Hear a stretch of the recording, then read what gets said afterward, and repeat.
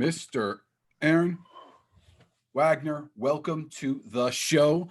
My name is Pierre Rogers. I'm your host of There Is No Try, and we are very fortunate to have the world famous Aaron Wagner here. He is going to drop us some knowledge on investing, something that we actually talk a lot about on this show, as well as his journey and his story. So I'm super excited to have him here today, but let's have him do the talking. Aaron, how are you? Doing fantastic, man. Thanks for having me on the show. Appreciate it. Yeah, absolutely. I'm very happy that you're here. So give me one or two things that people would sort of know you by, right? I don't know. People probably don't know me, but some of the things that that some of the people that do know me would be mostly just from my previous career, which I played professional football, and I was a college star here at Washington State and BYU, and then went on and played in the NFL and the CFL for a short period of time. And after which created a business, an investment firm that I run today. And we own a multitude of brands throughout all different industries. And so people really like the brand. Some of them are in the food and beverage industry. And so people recognize some of those more than others, as obviously some of them are national brands.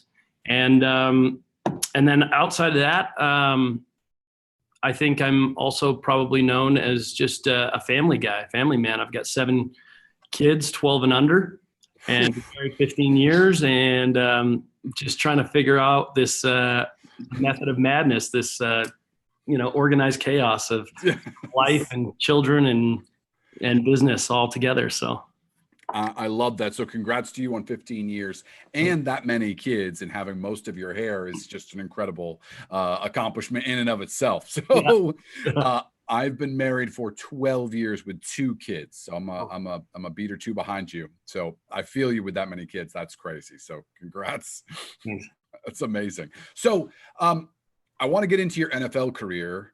We're going to get into all that. We're going to get into how you make the transition out of NFL and into business. You know, we've had a handful of NFL stars here on the show. A good buddy of mine, Antonio Cromartie, pretty famous football player as well. And we had a lot of conversations about that.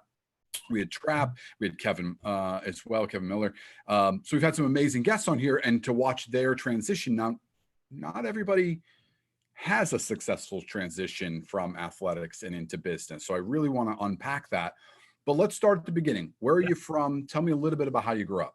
Yeah, so I grew up in Canada. I was born and raised in Canada. 5 children in my family. My parents were serial entrepreneurs. My mom was just a hairdresser, but she always owned her own salon, and my dad had always kind of opened a salon for her wherever we moved around. We moved around a ton because my dad started a lot of businesses that didn't go very well. And so we kind of had to pick up and start again very, very often. I learned a lot from that experience of watching my dad with really good ideas and very poor execution. And so there's a lot of great lessons on both sides of that, both with the optimism and the never quit attitude of just continually believing in yourself and that your next one's going to win. And then on the flip side of that, watching where his blind spots were, and being able to see that good ideas are a dime a dozen, but really execution rules the world. So it was a good. I had a good childhood.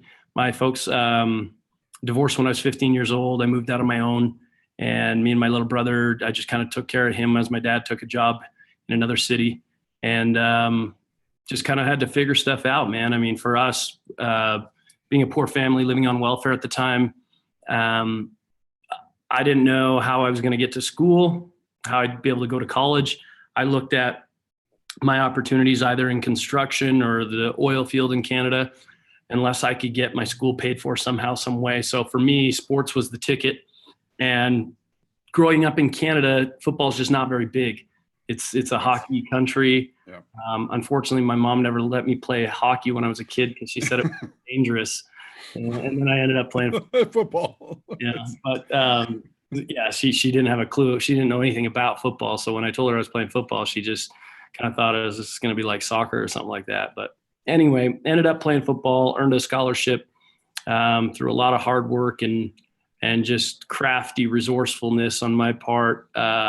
It's a very interesting and fun story on its own, but was able to come to the United States on a football scholarship, played football through college, had my school paid for, and then was able to go on and play professional football for a number of years.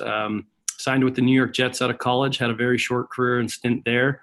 But because I was drafted 14th pick overall in the Canadian Football League, my junior year in college, I had a backup plan there, and I was able to transition post NFL to the CFL and go up there and play for another 3 seasons. Most professional athletes, they don't typically get to go out on their own terms. Fortunately for me, I was able to. I had just signed a new 3-year deal the year that I retired. But in the off seasons, I had started building this business, my business today. And because most athletes in their off seasons, they really are just training and sitting around not doing too much. And, I would knock out my trainings in the morning, 1 or 2 a day. And outside of that, I was really just spending a ton of time educating myself and building a business, because I looked at it as a free ticket. My entire year of expenses was completely paid for. My life was paid for the entire year. And I really had 6-7 months to just build a post-career transition business. Right. And so I was able to do that. Smart. And it was a huge blessing to be able to do that, so that when I decided I wanted to move on from the game, that I was able to do that with very little disturbance. It was an easy transition.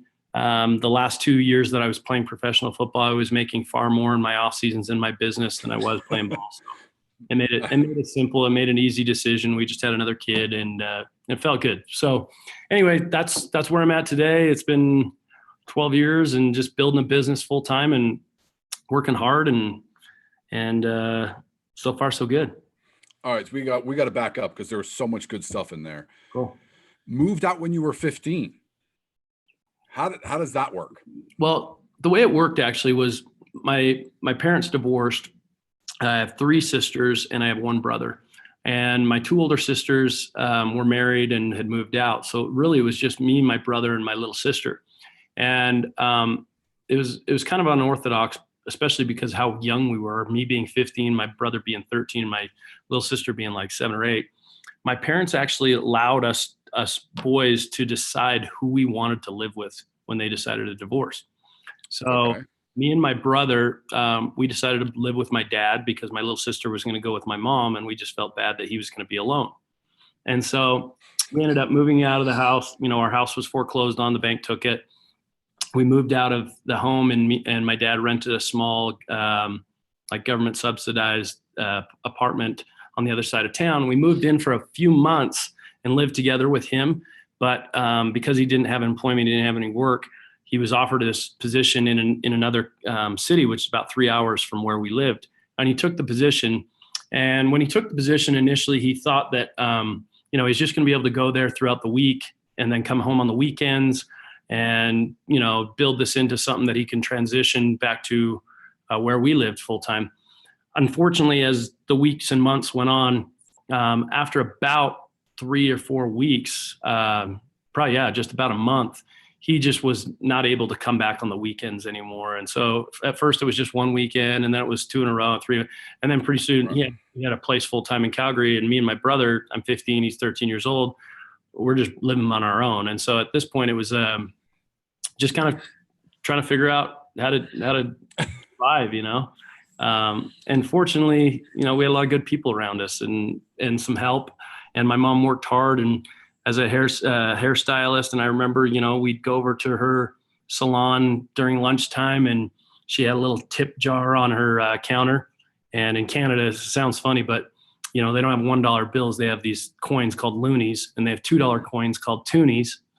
But she would give us, a loonie or toonie, and we'd go get a burger from Burger King. And we felt like life was pretty good. Like we got to go to school, we had our sports, got a Whopper once in a while, and I didn't think that much of it, Yeah.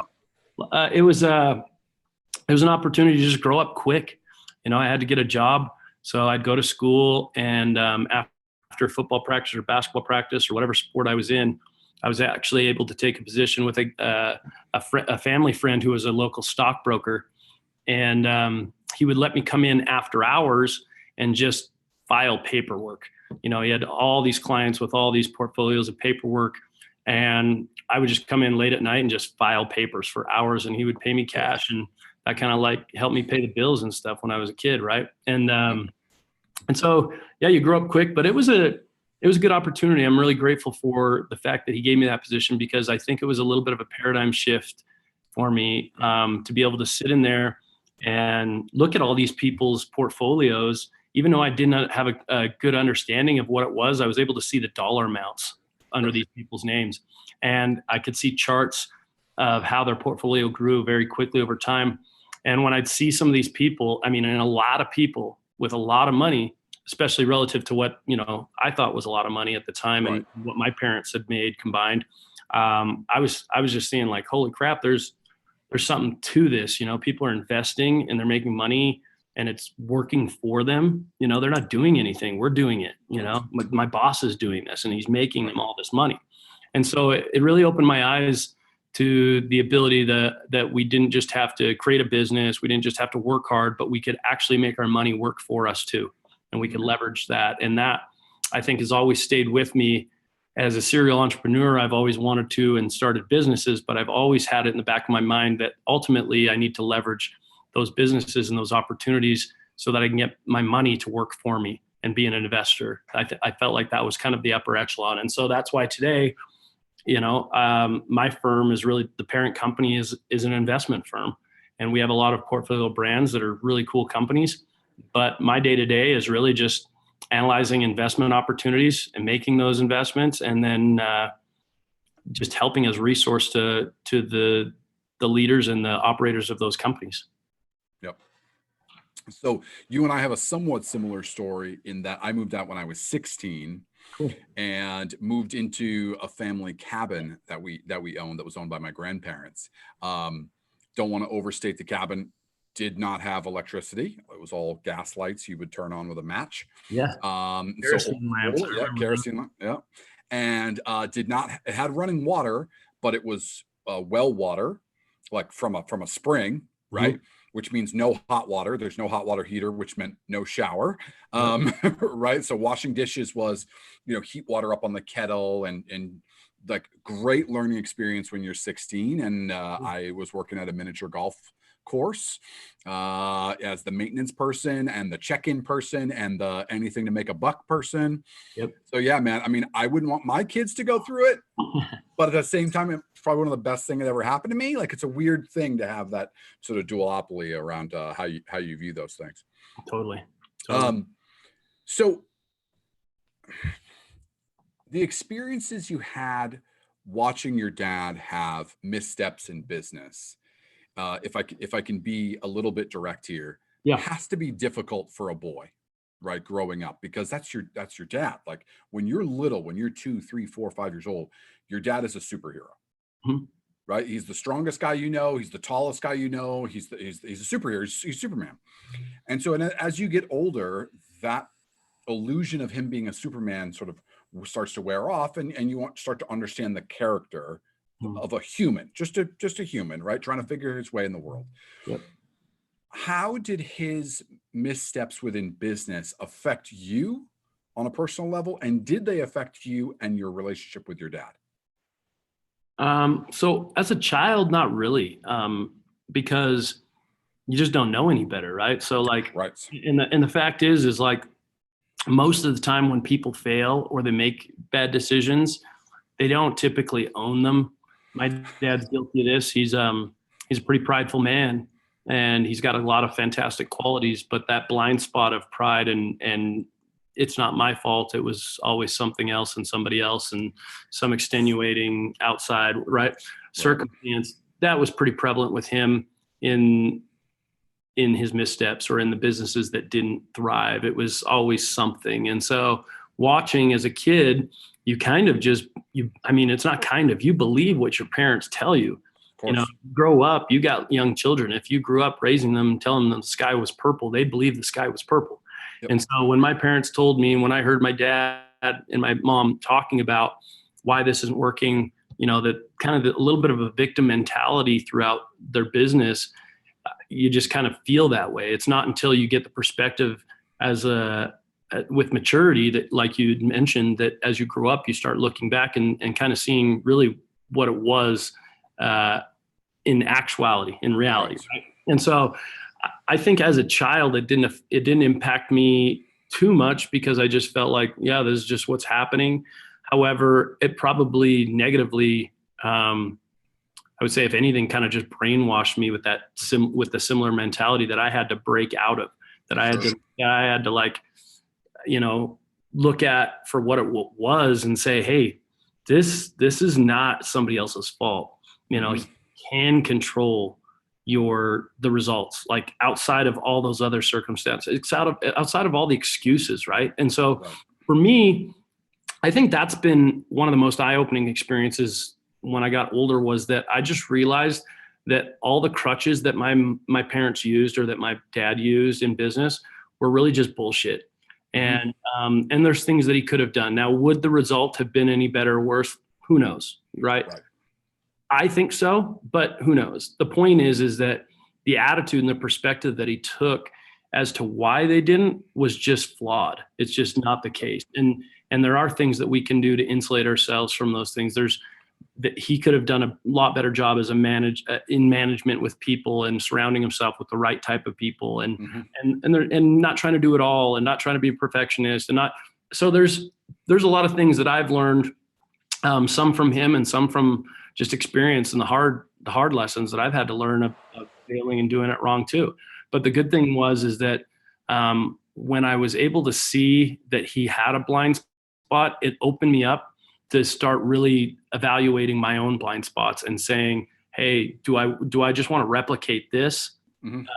Or do I want to really take a good, long, hard look at myself and the way that I operate and make sure that I'm not doing the same thing or similar things. Right. And so it was a good lesson for me.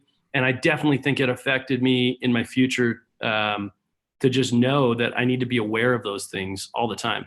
And still today, I constantly do it. And I think it's important to have people around you that, one, you can trust, that are competent and have the integrity, but two, that are willing to tell you when you're not doing it right. I mean, it's really, really important. And so I have some people in my life that, they're not afraid to tell me, which is really good. That's so critical. Okay.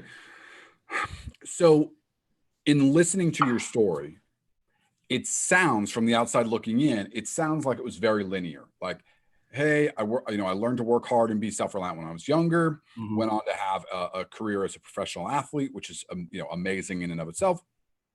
Saw that, hey, I needed to have a plan after this because I can't play football when I'm 60.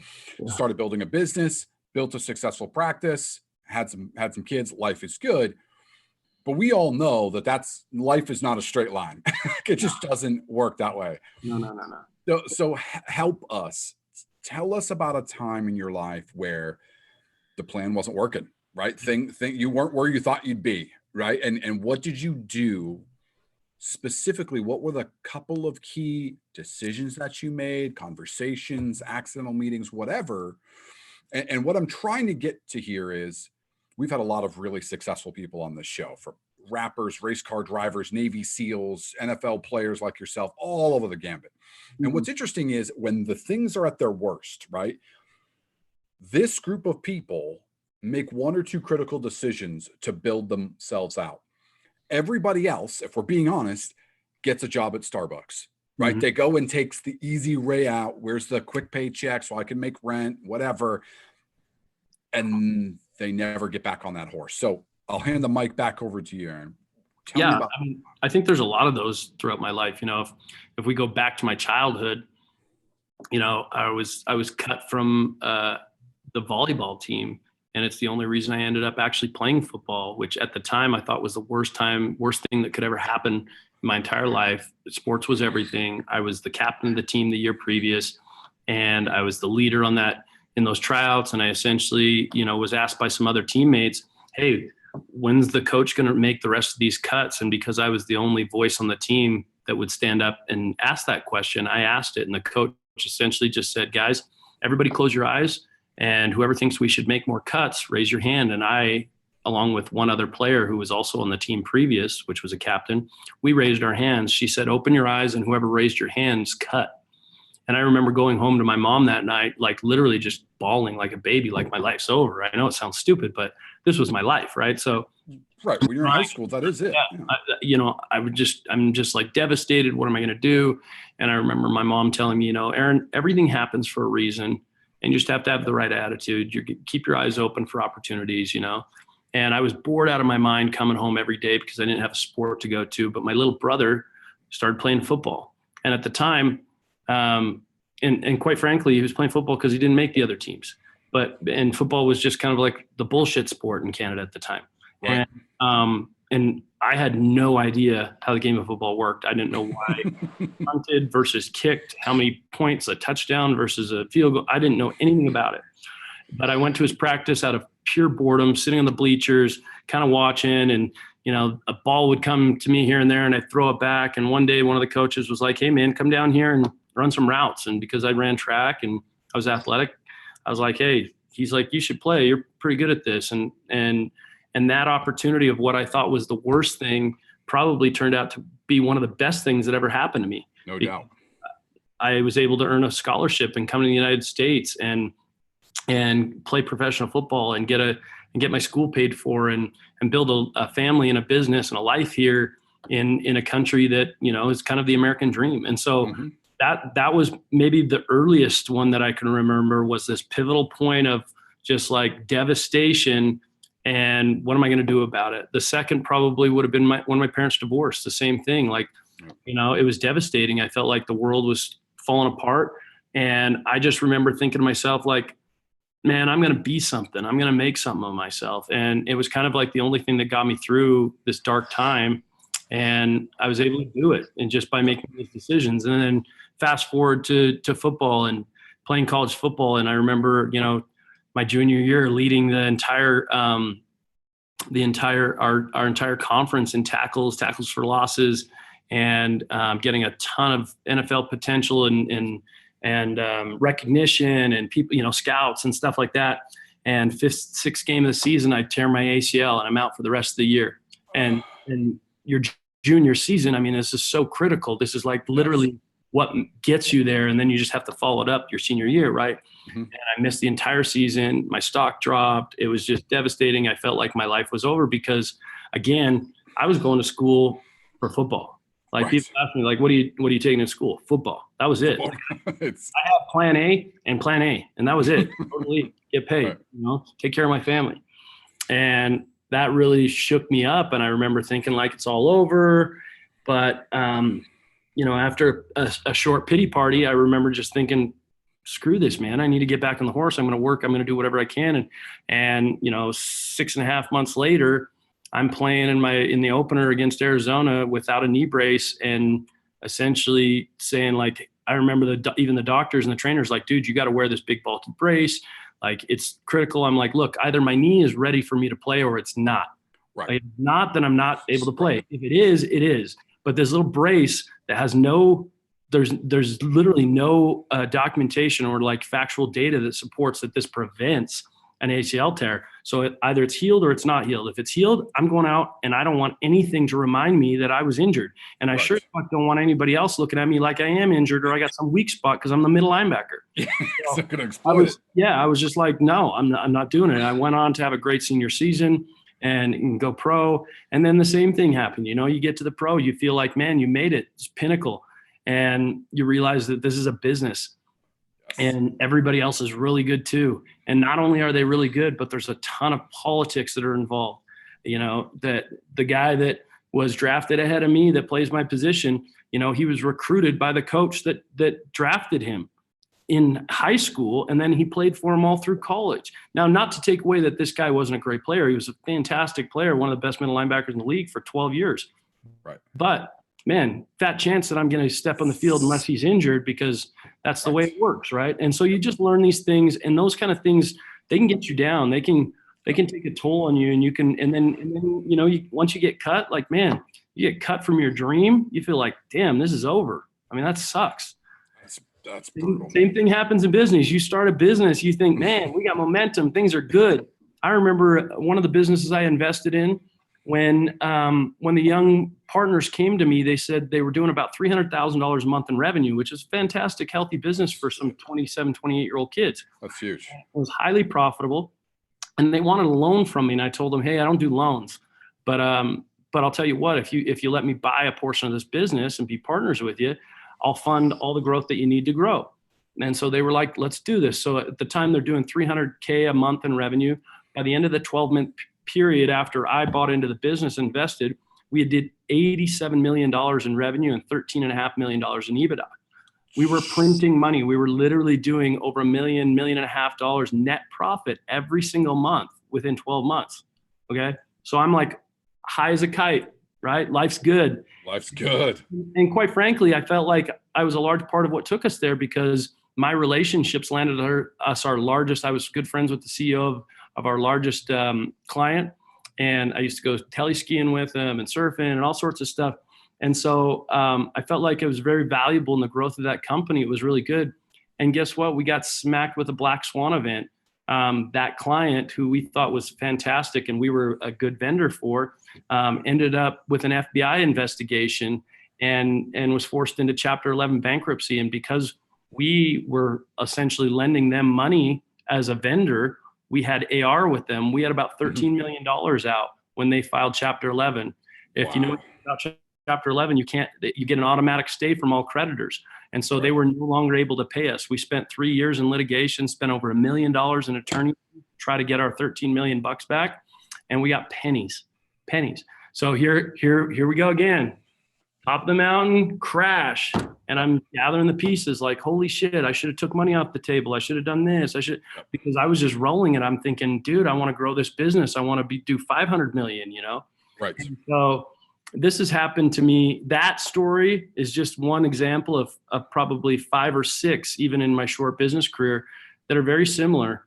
And people just, they only see the highlight reels, right? They only see the successes. We only post about that stuff because nobody wants to watch me in my fucking office at 2 in the morning, just pencil pushing and crunching numbers and building pitch decks and on with investors and figuring out the hard shit, right? But that's what it takes. And so I think when you ask the question, what is the differentiator? For me, one of the main things that I have to give my dad credit for is that my dad had an absolutely relentless attitude in the terms of believing in himself and believing that he was going to make it and he still does to this day. The guy's on dialysis. He goes to dialysis 3 times a week, almost 7 years old, like the worst health, diabetic, smokes a pack a day. I mean, nothing going for him, but he still works every day on a business that he believes is going to be the next big. Like that guy, he literally has that. And I feel like I inherited that with a sense of realism as well. And the energy and the know-how of execution behind it. But that was one of the greatest blessings that I got from my dad was this belief in myself, this confidence, and this optimism that no matter how hard it gets, you can bounce back and you control that. We control that. It's not somebody else. You're not a victim. I'm not a victim. I don't blame anybody for anything. Could I point the finger at all sorts of people? Yeah, but it doesn't do any good. And so for me, ultimately, I control my success and my happiness. And so I'm going to get back on the horse every single time. And now, as an investor, that's the biggest thing I look for in others. Because now I sit back in my couch and people bring me their ideas and they bring me their businesses and they're asking for capital, my hard-earned money, right? And I can look at the ideas all I want, but I know that most of the time businesses are broken. Businesses are going to evolve. Businesses are going to change. Whatever they pitch me is likely not going to be what it ends up, even if it is successful. So for me to analyze an in-depth, now, do we have this underwriting criteria where we crunch numbers and look at risk analysis and profile? Sure. Absolutely. We're going to dot our I's and cross our T's, right? But for me, the time that I spend, I just want to know how good are these people? How relentless are these people? How much do they believe in themselves? When they get kicked in the teeth, are they going to stand up, dust themselves off, and go again? That's the stuff I want to know because I bet on jockeys, not horses.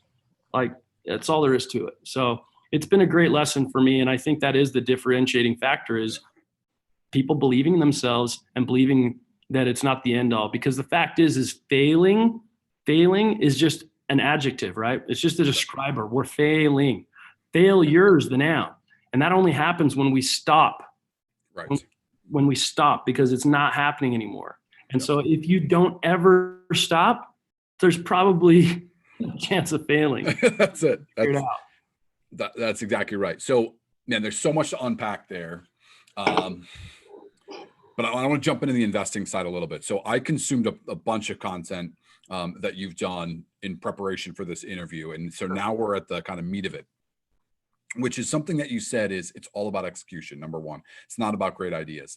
So I'm a former venture capitalist. I was the guy writing the checks for a long time. And I can't tell you how many times I've told people that. I said, the graveyard is littered with great ideas. Yep. Right.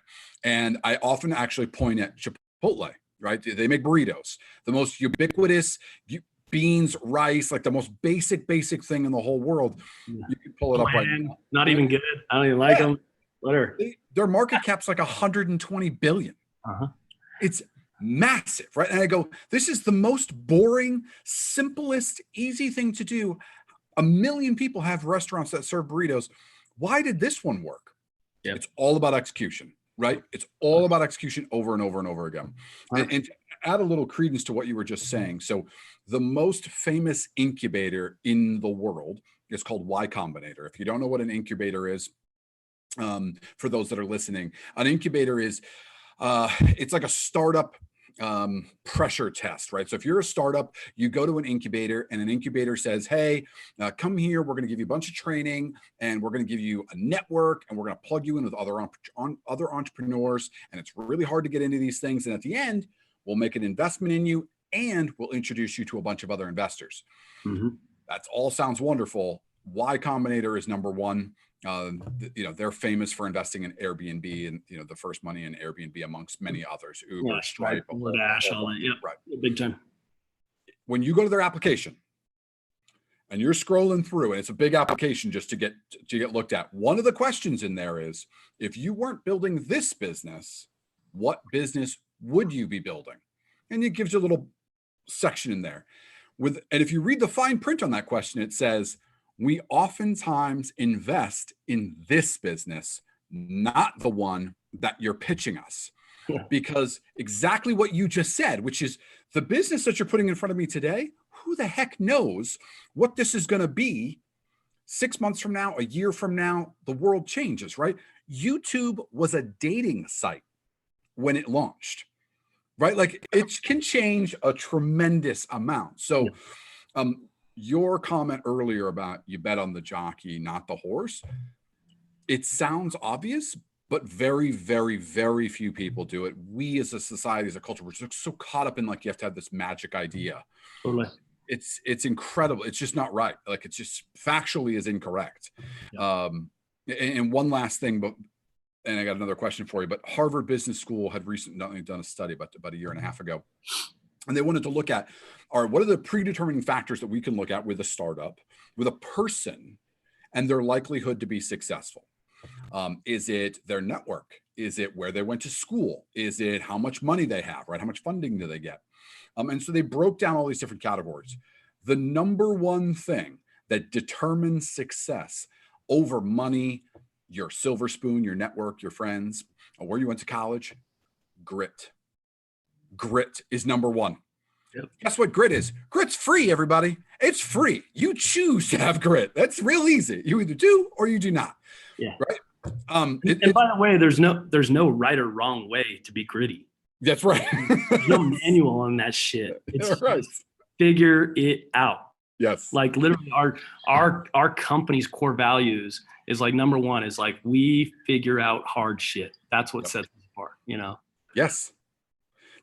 I think that an interesting thing that's happening within education in the United States is a focus on the memorization of information, which to me is kind of stupid because my iPhone has all of the information right there. Why do I need to memorize anything? What we should be learning is creative problem solving, because if you're an entrepreneur, that's what you are. That's it. You're a creative problem solver.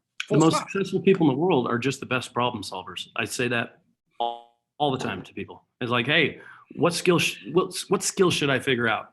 Be a good problem solver. Like, also, by the way, want to be successful? Go look for the problems and solve them. Like, that's the easiest way to success. I know it sounds like it's not, because it's the path less traveled. It's the hard way, but the hard way is the shortest route. It really is, because nobody wants to take that fucking route. It's hard. Right. It's like when we're going a mountain, and fortunately for me, I don't know what made me this way, but I've always been that dude that just kind of wanted to swim upstream. I don't know what it is, but I remember great example of this was in college.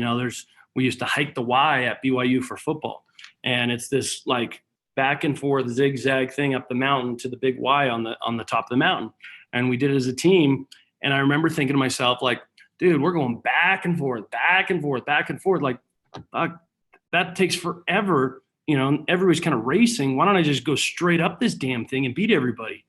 Yep. And I knew it was going to be way harder, because it's like freaking 90% incline, right? Instead of just like jogging back and forth. But I'm like, dude, I'm going to take the hardest path that's the most direct. I'm going to get there first. And I've just kind of always been that way. But what I found is that stubbornness, or that competitive pride, whatever you want to call it, like that was such a blessing to me, because that's the place where there's way less competition. Yes. That's the place where you can thrive easier. People look at these guys that are winning because they're doing they're figuring out the hard shit, and they think they're brilliant. It's like, man, look, I used to do that too. I used to put a lot of these people on pedestals. But once you dive in and you look beside you on the hard path, these guys aren't that smart. These are dudes that just come in, they make lists, and they fucking check them off every day.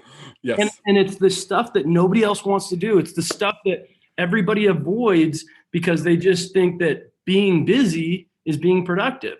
But if you just make a list of the hard shit that you really don't want to do, or that nobody else wants to do, and you train yourself to take care of that shit, dude, you are going to just kick ass in life. I promise. So I'm laughing, because a big part of what we try to do on this show is coax out the truthisms, as I like to call them, right? Which are these universal pieces of truth that all the successful people on here say the same exact thing. And that's because they're true. It's just a fact, right? Yeah. Universal. So literally, you just said 2 seconds ago what the guest yesterday said. Go attack the hard stuff first, write down a to-do list, pull it up, and attack just those things. There's a difference between being busy and being productive. And everybody listening to this show, or specifically if they're watching this show, knows that I do this every single day. I whip out a pen. There's my pen. Here's my notebook every day, day after day, and I write it down. There it is. Right. So full of pages full of every day, just what I got to do. I'm old school, man, but I just call it critical tasks. You just have a critical task list, and you attack the hardest shit at the beginning of your day before you're worn out. And dude, you'll look back in a year or a month or whatever, and you'll be like, dude, I'm kicking ass. Yes. And it doesn't seem like you're doing that much when they're just small lists, but you just go get them every day. Yeah. I mean, if I could somehow wire that into people's brains, they literally think it's a trick. They go, that can't be that easy. It's got to be more to it than that. And I'm like, no, man, it really is. But here's the thing. And this is where I get some pushback. Most of you still won't do it. That's the reality. Most of you will still not do the little thing like writing it down and attacking it. Mm-hmm. So it is just that easy, because you're not going to do it anyway. What's funny though is that you got these people that are always looking for the secret formula, the secret sauce, the special this, and they're the ones that are clicking on the Facebook ads that are like, how to whatever in 3 days, revolutionary, da da da. It's like, dude, guess what? There is no secret sauce. Every successful person I know that's actually like really successful, not the fake it till you make it, like trying to get their successful pretendies. The real successful people, they will give you the entire formula. Granted, if they have the time and you're a priority, they will tell you, here's how I did it. Here's how you need to do it. Go do it. And there's no scarcity mentality, because they know Yeah. The likelihood of you doing it is slim to none. Yes. So first off, they know they're not even creating their own competition. Secondly, they don't even view it that way because, the more the merrier when you got people that are kicking ass. It's just synergy, right? So we like to surround ourselves with people like that. But the fact is like people they always kind of feel like, oh, there's this special way, and there's even Ivy League schools like Harvard. Dude, there's a bunch of information in there. There's great network. That doesn't matter. The people that are winning are just simply following this really common formula. Yes. And every day they're just executing, and that's it. And you're exactly right. You could give that to people, and just the majority still won't do it because that's the way life is, man. There's an 80-20 rule for a reason. Correct. So a buddy of mine, Mark, is a very successful President's Club financial advisor for Morgan Stanley. He was formerly of Smith Barney. Of course, they merged many years ago, and it's still one of their biggest financial advisors in the entire country. Now, what's impressive about Mark isn't the fact that he manages a lot of money. What's impressive with Mark is it's him and 2 sales assistants. That's it. He does 7 million gross a year. Mm-hmm. So the way that financial advisors kind of look at, for people who aren't familiar with this, their fee structure is that's what they charge in fees to their clients gross per year. Now, out of that 7 million, he's got to pay the firm, which they probably take about 30 or 35%. He's got to pay for his sales assistants and what have you. So he's doing okay. He's clearing probably $4 or $5 million a year. Mm-hmm. That's an incredible business, right? Yeah. So he's up on stage at this big Morgan Stanley event filled with Morgan Stanley financial advisors who theoretically are his competitors, right? Because they're out to go manage the money of other wealthy people. And people go, "Hey, Mark, how'd you do that?" And he lays out the whole process, right? The whole thing. He goes, "This is what I did. I went to this company. I actually studied their stock options. So I knew everything about their stock options plans at this big tech firm. And that way, when I cold called these folks, I knew more about their compensation plan. I knew more about their retirement plan. I knew more about their stock option plan than they did. I became their resource. And as they got vested, who did they come to?" Mm-hmm. That's it. He's like, "I built my whole business on this one very large tech company." So he gets off the stage and go, "Mark, why did you tell everybody that? Like, you're nuts." And he looks at me right in the eye. And he's like, "None of them are going to do it. Yeah.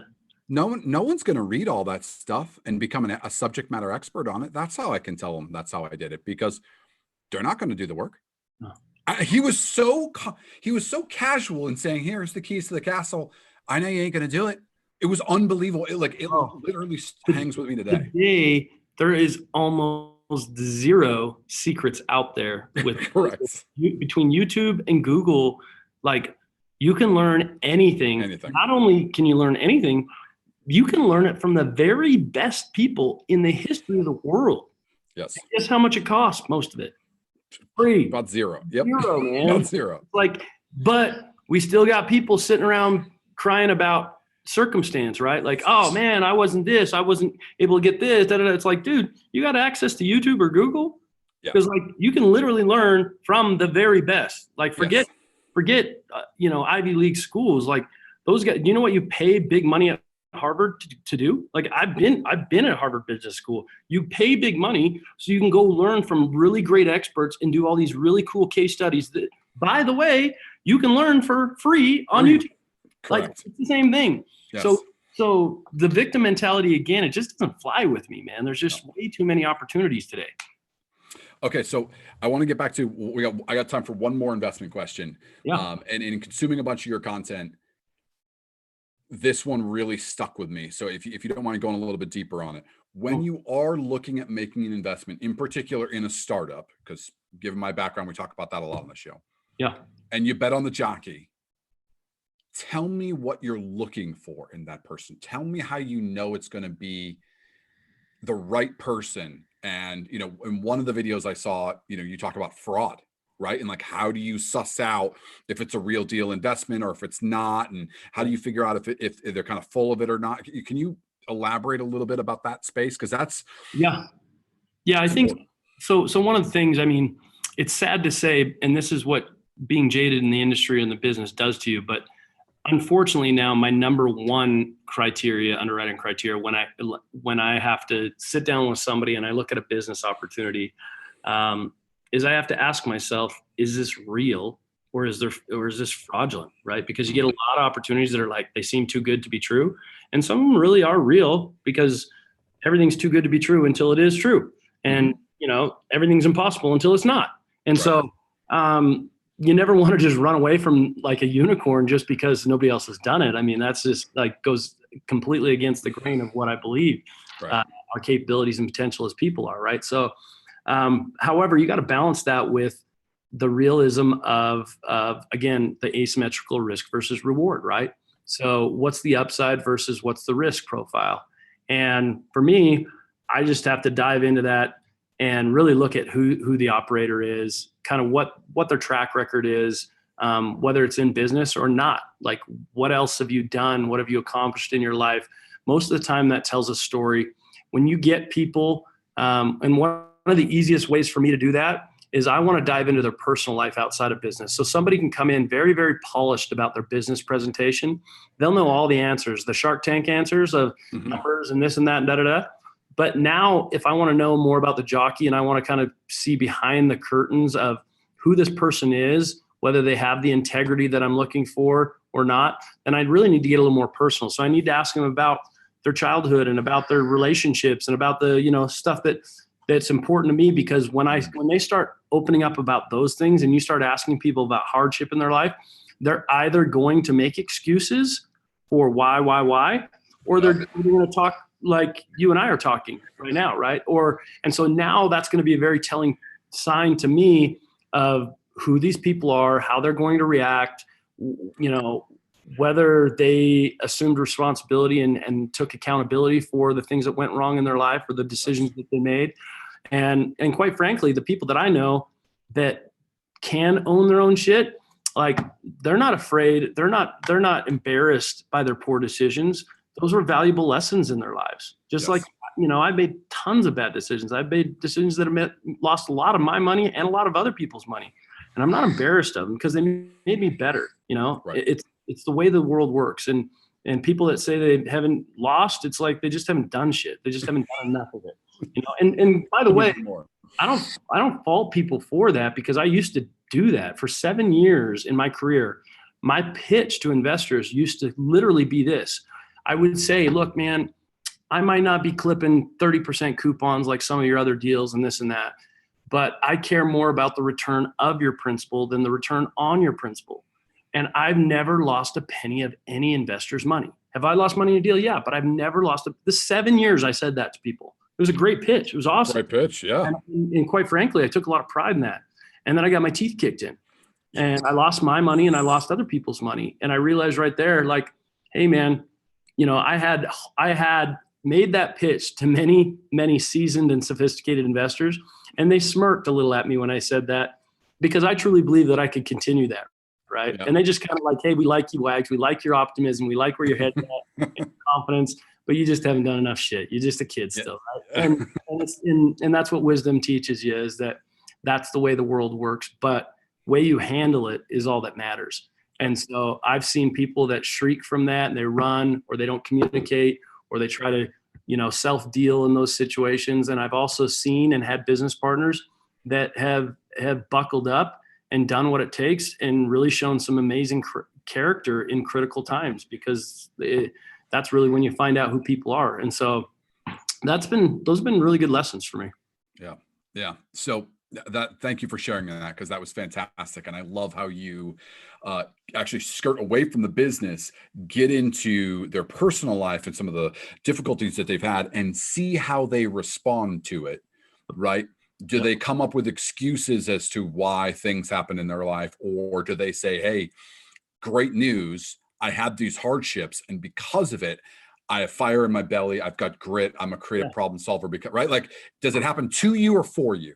I mean, that's ultimately it, right? Does life happen to you, or does it happen for you? I believe that it happens for me. And the other part of that too, honestly, is that, like, I want to know that people have failed. The reason I say that is because for anybody that hasn't, it's just an unknown factor of how they're going to react. Are they going to lay down and die, or are they going to buckle back up, dust themselves off, and kick ass again? And so when you see somebody in the state they're at, and you don't know what they've gone through, then you don't know what they're made of.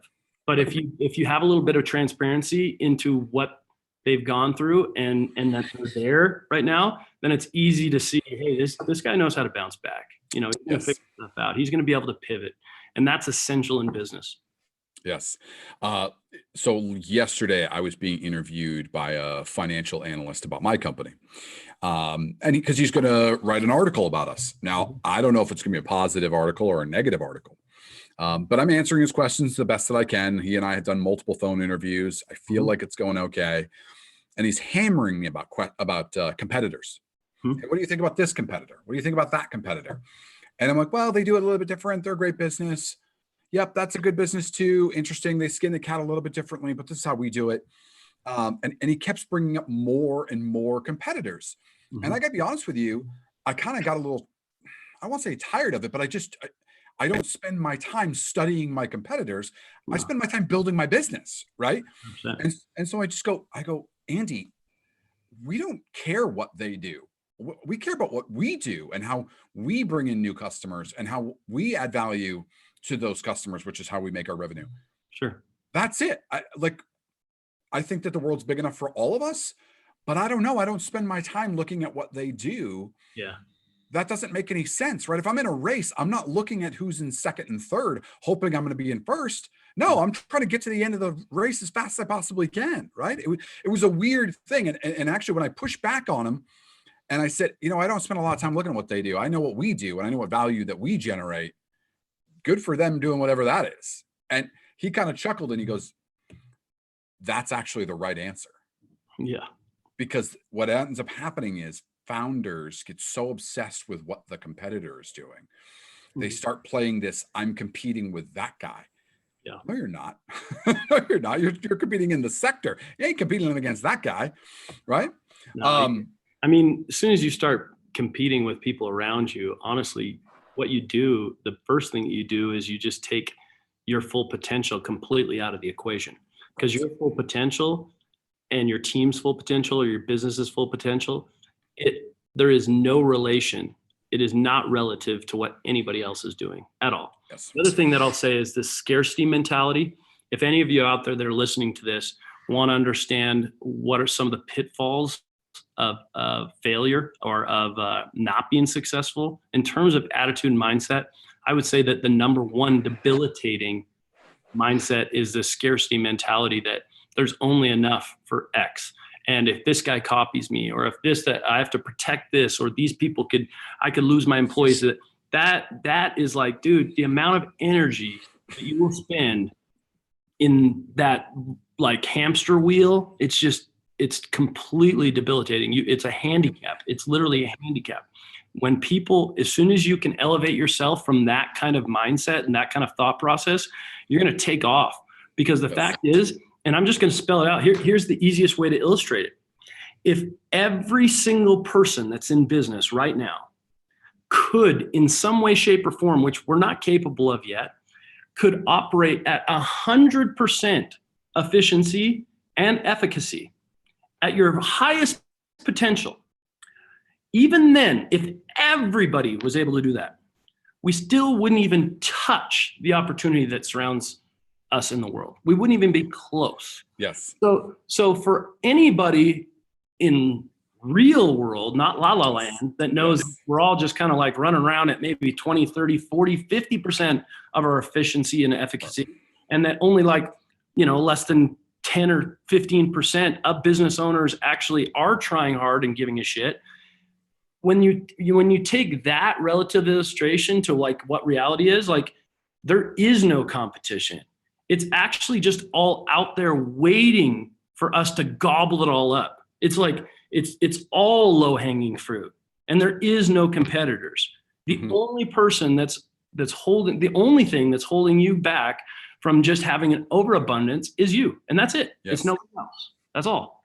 100%. So we could go on about this subject for forever. One final quick story that's just funny for everybody. So I'm in a cab, I'm in an Uber, and the Uber driver asked me what do I do? This is probably about a year or two ago. And I said, oh, I'm in venture capital. And he goes, oh, wow, you're a VC. Oh, perfect. I've been working on this business, this payment processing business. I said, oh, that's really, really interesting. He goes, yeah, I'd love to tell you about it. Would you mind signing an NDA? And I go, I don't sign an NDA, man. And he goes, well, why wouldn't you sign one? Like, I don't want you to steal my idea. And I said, in my inbox, I get about 3,000 to 3,500 pitches unsolicited a month. Do you think I have time to go through all of them, find a great business idea, stop my business of being a VC and go 100 miles an hour in a different direction, running your business that I don't know how to do just because you think you have a good idea, which you may or may not? I go, does that sound like any rational person would be able to do that or want to do that? And he just kind of was like, yeah, I'm going to need you to sign an NDA. And I said, well, good luck. Yeah. Good luck. I mean, I don't know what else to say at that point. People always ask me to sign NDAs, and I just tell them, never, I won't sign one. Well, I can't share it to you, then take it to somebody else. But the fact is first off, anybody that needs to understand, one, they're very hard to enforce. Two, the reason that most investors won't sign them is because NDAs have conflict waivers, and if I'm investing in another company and I have fiduciary duties to them, I cannot sign something that waives my interest in those conflict waivers for another business opportunity that might be similar or might have some crossover. So people have to understand, like, if you actually want to play with big boys, you want to play with like real deal people, then don't ever ask for an NDA. It's stupid. It's totally a relationship buzzkill. Like absolutely the worst. When people ask me that and I tell them no, and then they start down this road of why, then it's like, hey, we're done already before we even got started. I literally actually have it saved in my phone. There's a couple like favorites, my photo box. So when people like text like, hey, can you sign this NDA? I just text them back this meme, and it's really funny of like, I'll have to send it to you. That is just like pretty much like NDA, like take a hike, Yeah, please send that to me. Yeah. And on that note, Aaron, where can people learn more about you, follow you? Where can we direct the people? Give me a plug. Mostly just on my Instagram, Aaron Wags, AARONWAGS, and I have a YouTube channel that I've started producing a little bit of content for as well, and that's you can find the link to that on my Instagram account in my profile. Fantastic. And by the way, both of those will be in the show notes of this show. So don't worry about writing it down. You can just click on the show notes and I'll take you both to his Instagram page as well as his YouTube page. So with that, thank you so much for being here. This has been a lot of fun, a little bit cathartic for me. Much appreciated. To everybody out there listening and watching, I appreciate you. Until next time, Pierre and Aaron, see you later, everybody. Thanks, Pierre. Appreciate you, man. Have a great day, guys. Thank you. Yeah. Bye-bye.